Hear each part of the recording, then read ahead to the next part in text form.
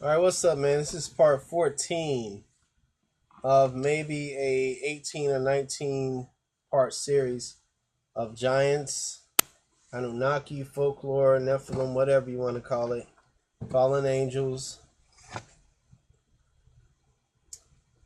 All right, let's go back to Genesis. Go back to the Genesis. Genesis chapter 1, verse 11 through 12.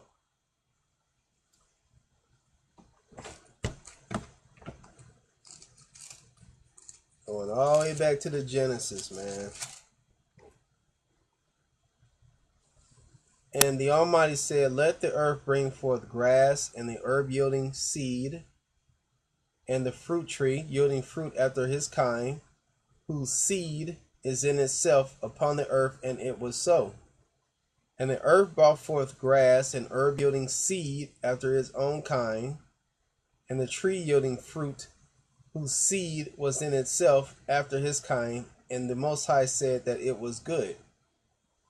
So every seed has its own kind.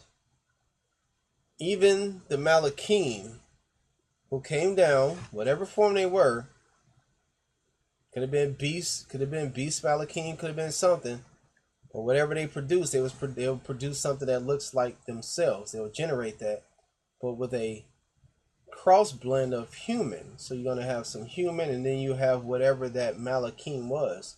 So if you have this woman, she's gonna have chromosomes of a woman with male features, and if this Malachim was let's say he was a lion or fowl Malachim, that head of a bird, then that offspring is going to come out looking, it's going to be a hybrid.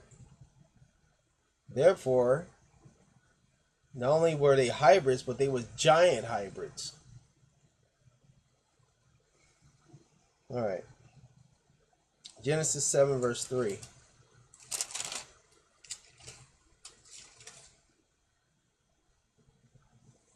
Of fowls also of the air by sevens, the male and female, to keep seed alive upon the face of all the earth. So those animals that the Most High told Noah to put in that ark, they was preserved. All the seed on the planet was preserved inside of that ark. You gotta remember, all the generations of Adam were corrupted. But if you read in Jasher, you'll see that the Most High started killing, natural killing, off some of the old righteous ones. And when you read in Jasher, because he didn't want them to experience the destruction that he was going to put on the earth. So the older ones, the elder ones, they start dying off one by one before the flood happened. Okay, let's go to Genesis chapter 38. Genesis chapter 38, verse 8 through 9. And his brethren said to him, "Shalt thou indeed reign over us, or shalt thou indeed have dominion over us?" And they hated him yet the more.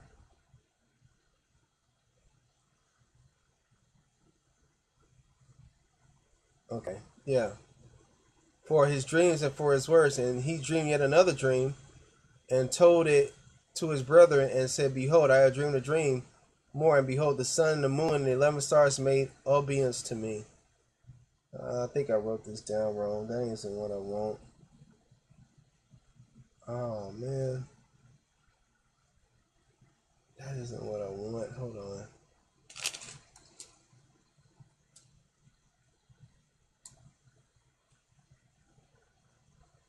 I think it's 39. No, it's 38. I just read my Roman numeral wrong. I'm sorry about that. Genesis 38, verse 8 through 9. And Judah said unto Onan, "Go unto thy brother's wife, and marry her, and raise up seed to thy brother." And Onan knew that the seed should not be his. And it came to pass, when he went in unto his brother's wife, that he spilled it unto the ground, lest that he should give seed to his brother. So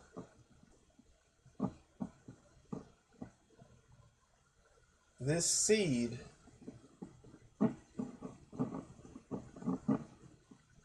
we see that it does have DNA. That kind of thing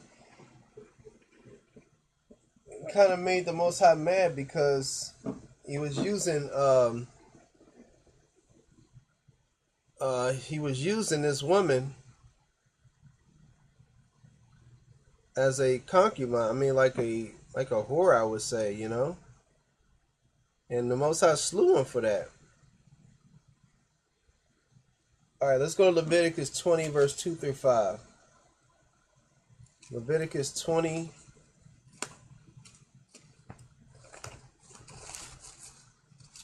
Leviticus 20, verse 2 through 5.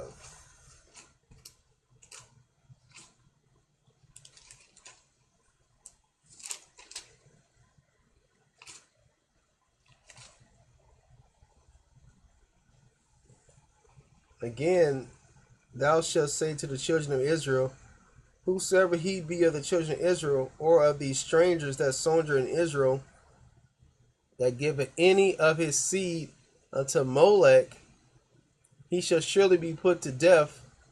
The people of the land shall stone him with stones. And I will set my face against that man, and will cut him off from among his people, because he have given of his seed unto Molech, to defile my sanctuary and to profane my holy name. And if the people of the land do any ways hide their eyes from the man, when he giveth of his seed unto Molech, and kill him not, then I will set my face against that man and against his family, and will cut him off, and all that go a whoring after him to commit whoredom with Molech from among their people. Now see, you can look at this two ways. You can think of this as spiritual whoring, or when he say give his seed to Molech, like actually give his children to Molech, or he's actually having sexual intercourse with Molech. This, without a shadow of a doubt, it's a being that's half ox, half man. A giant ox, half man. If you ever look at the images of Molech, it was a giant ox with a man's body, with his lower torso being a man's, the head being an ox. And whether it's a spiritual or physical, I don't know. But it's there. Let's go to Mark 14. Let's go to Mark 4, verse 14. Mark 4, verse 14.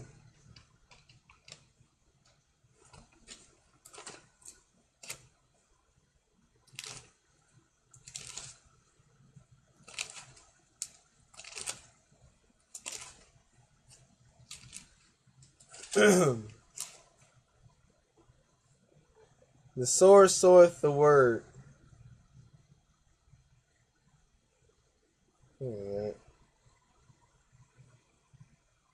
Okay. The sower soweth the word, and these are they by the wayside where the word is sown. But when they have heard, Satan cometh immediately, and taketh away the word that was sown in their hearts. I'm talking about the word here. Let's go to Matthew 4, verse 4.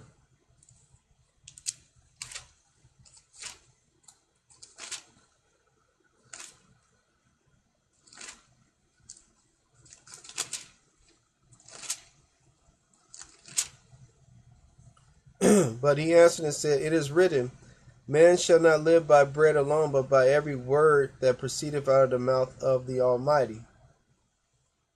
So we see here that this word, that's either spiritual or it's physical. But the word is the word. It is what it is. It's like a seed that's implanted in you. You know what I'm saying? Let's go to Psalms 139, verse 16. Psalms 139, verse 16.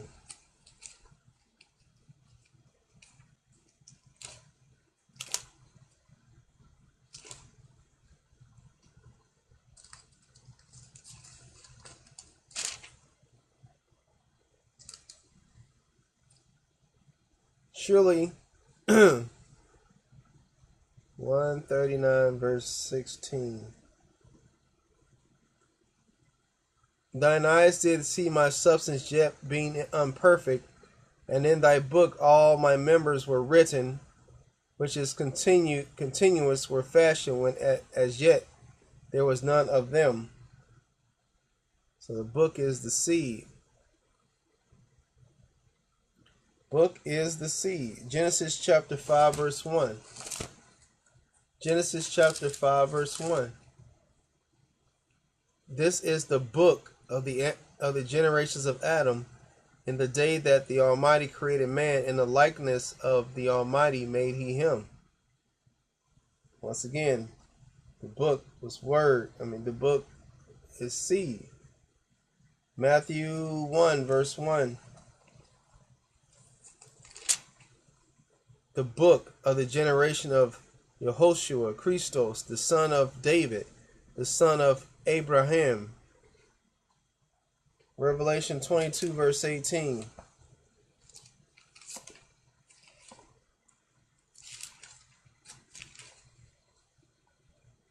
For I testify unto every man that heareth the words of the prophecy of this book. If any man shall add unto these things, the Almighty shall add unto him the plagues that are written in this book. Book of life. Yah has rules. Do not take any words out. Do not put any in. Now, the people that took things out of this Bible, the original canon, that's why you should get you a 1611 edition Bible. Because the people of Council of Nicaea, who are they to determine what's inspired and what's not inspired? But the cool thing about it, the Bible gives references to these books that was taken out. About the book of Jasher, the book of the covenant, the book of the wars of Yah, we can't find the books of the wars of Yah. Book of Jasher, you can definitely get that for yourself. That's mentioned in Isaiah 38, 7 through 8. It's also mentioned in Joshua 10, 12 through 13. It's also mentioned in 2 Samuel 1 verse 18. The book of the covenant was mentioned in Exodus 24 verse 7. There's lots of books referenced in this Bible that they seem to be lost right now. So scientists, what they're doing, they're looking to take out DNA, taking out parts of your DNA and adding something to it. They're trying to play God, like when the Most High said, when he says something, that's what it becomes. You know what I'm saying? He said, let there be light, and it was light. What man is trying to do, he's trying to play the role of God. Like he's trying to take your DNA. If you have cancer, if there's like something in your genetic code or inside one of your chromosomes or inside your DNA, deoxyribonucleic acid, that looks strange, scientists think they can take that out. But if you take it out, you have to replace it with something. And what are they going to replace it with? Something from an animal, right? Ain't that what these fallen angels were? They was hybrids, right? This is this whole secret of Albert Pike. And what they're trying to do is let man become eternal, live forever. They think they can find a way to make man live forever. And that's what they're trying to do. And some people are going to take this mark, whatever it may be, in your forehead or in your hand, but it's in. So I'm thinking that it is possibly something DNA changing, because whatever it does, whatever the plague that the Most High gives you, it affects you. It brings boils upon your body. And evidently, whatever this mark is going to do something to you genetically. And the Most High is going to plague it. And it's going to make you, receive those plagues that was mentioned in the book of Revelation. So don't receive that mark, man. All right, let's go to Genesis 3, verse 14 through 15. I think I may have done this one once, but you need to see it again so you can get a real, true understanding of this, that this is real, man. This is real. There is a seed of Satan.